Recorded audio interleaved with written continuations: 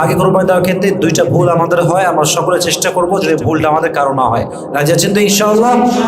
যারা ভাগে কোরবানি দিচ্ছেন বা যারা ভাগে কোরবানি দেন তারা সাবধান হন।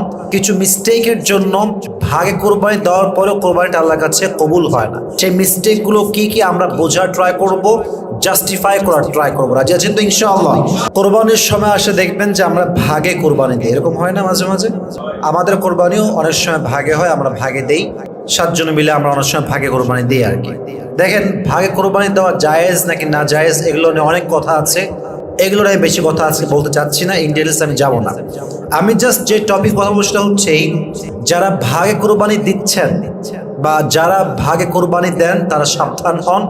কিছু মিস্টেকের জন্য ভাগে কোরবানি দেওয়ার পরেও কোরবানিটা আল্লাহর কাছে কবুল হয় না।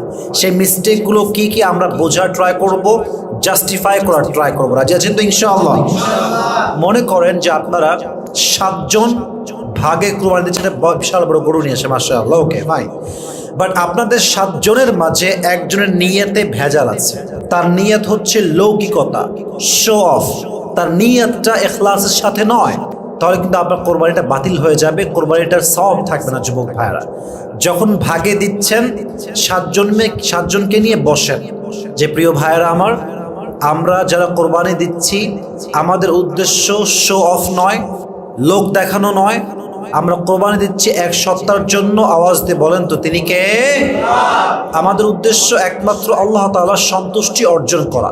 কুল ইন্না সলাতি ওয়া নুসুকি ওয়া মাহইয়ায়া ওয়া মামাতি লিল্লাহি রাব্বিল আলামিন, আমার নামাজ, আমার কোরবানি, আমার জীবন, আমার মরণ সব কিছুই এক সত্তার জন্য হবে। তিনি কে? অতএব 7 জনের মাঝে সকলের নিয়ত সহি আছে কিনা? ইন্নামাল আ'মালু বিন্নিয়াত। আপনি আপনার আমলের প্রত্যেক কতটুকু পাবে এটা আপনার নিয়ত কতটা ভালো এটার উপর ডিপেন্ড করে। অতএব 7 জন নিয়ত সহি হয়, আমরা সকলেই বেস্ট লেভেল থেকে ট্রাই করব। সকলে বলেন ইনশাআল্লাহ।